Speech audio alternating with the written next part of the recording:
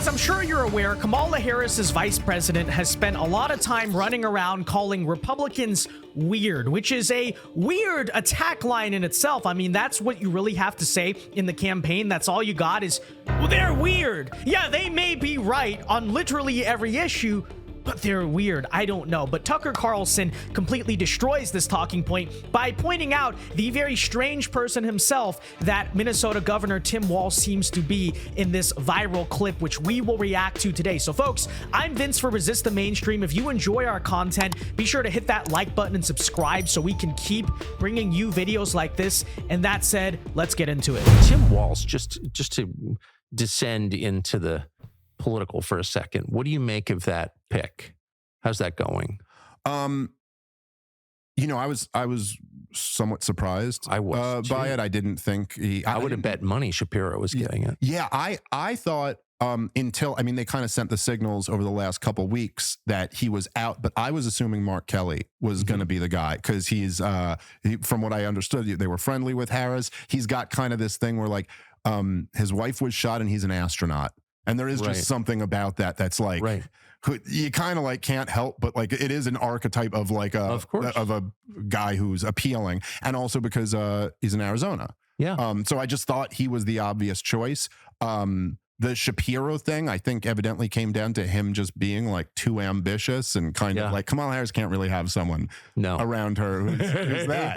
You know what I mean? Like you just can't because she's so unimpressive. He wasn't beta enough. Yeah, well, that's right. And then I guess this guy fit that mold. I do, my initial impression, this is not somebody I knew much about until this last week, but my initial impression is that he's also very unimpressive.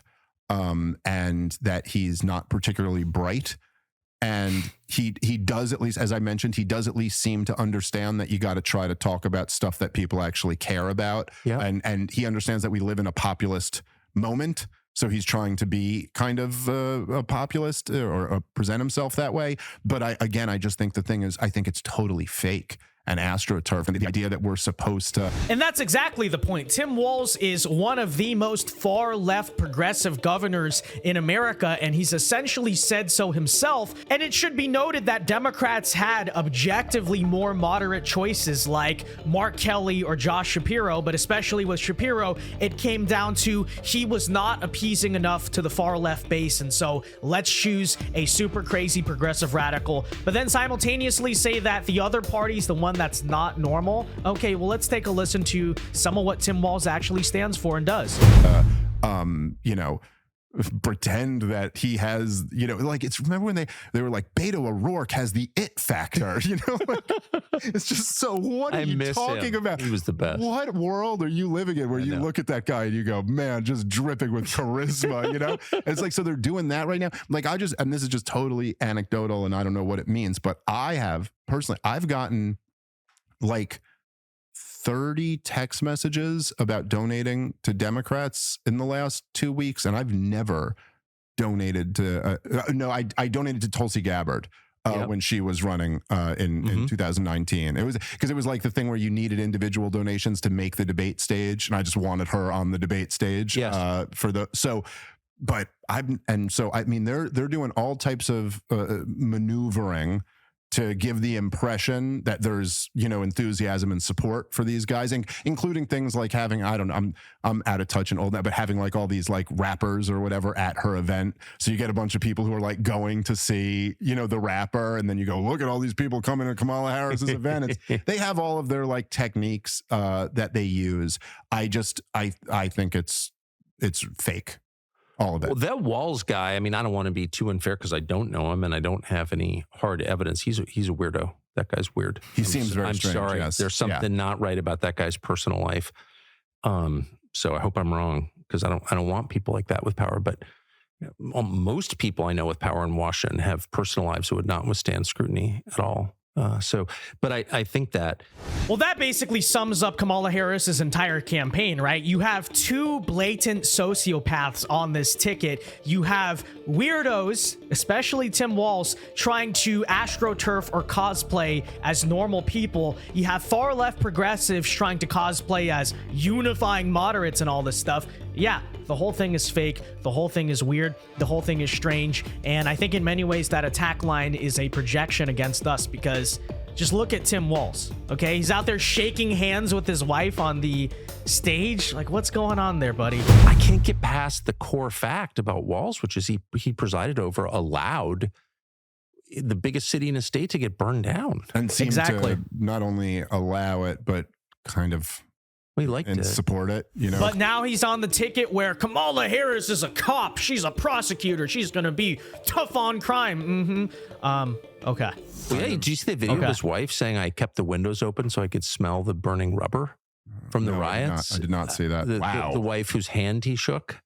Oh my God. By the way, I mean, I know it's let's be picking on a little thing, but who the hell shakes their wife's hand? Well, Kamala Harris and her fake husband kissed each other with masks on.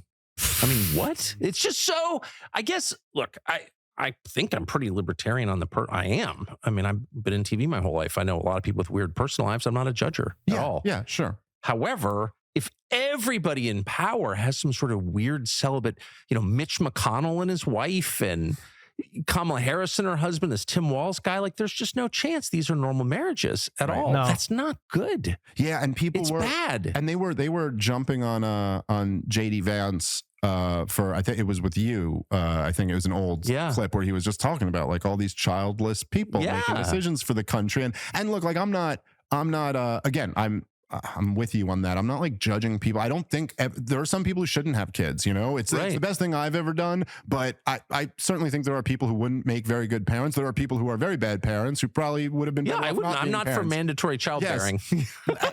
but like, come on, there is something to be said for like, I kind of would like a lot of our leaders to like, just be in a marriage where they love their wife and they have some kids. I think it gives you some stakes that you really can't get any other way. Exactly. And yeah, there is no question. It is very, very bizarre people who seem to disproportionately rise to the top. And it's so obvious that they're bizarre. I mean, I look at this Walz guy and I'm like, again, I don't know. I don't have a police report that I'm not sharing or something, but that guy, not babysitting my kids. Like, no way. Yeah. No way. And if you actually listen to that whole childless cat lady's comment that they're making a big deal, oh my gosh, JD Vance said this, that is essentially the point that he was making. Is not that attacking people for not having kids, but it was rather a greater statement about how a bunch of sort of weird, crazy sociopaths are in charge at the Democrat Party. You can see that with Kamala Harris, for instance. She,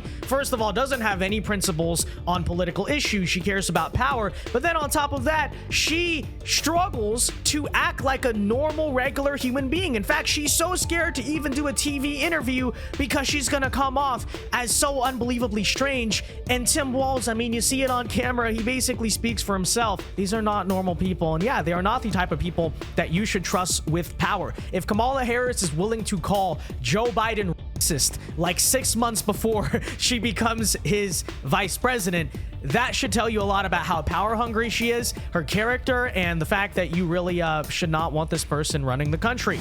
Just what's so strange about them going with the line of JD Vance being weird, like I understand they're in like a little bit of a pickle where they're like, okay, they have to find rhetoric. The Trump just got shot, so they have to kind of pull back on like the Nazi stuff because it's not really working, and also it's really hard to say you're not kind of. It's really hard to be like, oh, the right wingers are inciting violence when they say fake news, but like we're not inciting violence when we say the democracy's on the line unless this guy's taken out.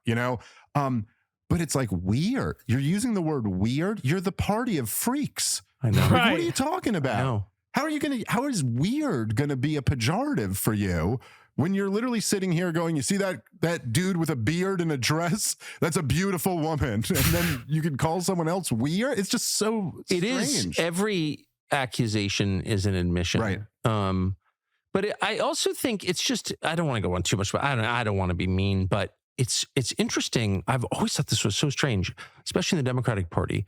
They're always telling you that, gay is great. It's better to be gay. We love gays. We're celebrating Stonewall. Okay, fine. But then there's so many people in the Democratic Party who are closeted, including in, positions of real power. I know them. I don't believe in outing people. and I'm not going to, but I know that for a fact. And it's like, on what grounds are you hiding it? Actually, that's too much. I can't. I also have absolutely nothing against gay people. I do have an issue with people living a lie. Well, kind of, yeah. Because there's something about, it's also not just lying, but living a lie is like it's a profound thing where you get used to every inch of your existence being a lie. The very nature of who you are is a lie. And that just obviously leads to like people who have the ability to totally lie about who they are. Exactly. That I do have an issue with. Nicely put. Yeah, and I think Tucker is absolutely right. It's a projection. It's a complete projection. I wonder who really even came up with this whole attack line that the Republicans are weird, because as Tucker said, I'm not even saying, I think Tucker or Dave Smith said there, the Democrats are kind of the party of freaks. So maybe it's kind of an issue where they got called weird all their lives, so they're like, now we're gonna flip the script. Yeah, the dude in the dress reading books to children, that's not weird. The person with a normal family is the one who is weird and all this stuff. So I don't know. All I know is I have serious concerns, and I want to ensure that this ticket of moral sociopaths does not see power in America, because who knows what can happen, right? Anything really can happen. So that said, let me know your thoughts. And until next time, I've been Vince with Resist the Mainstream. Peace.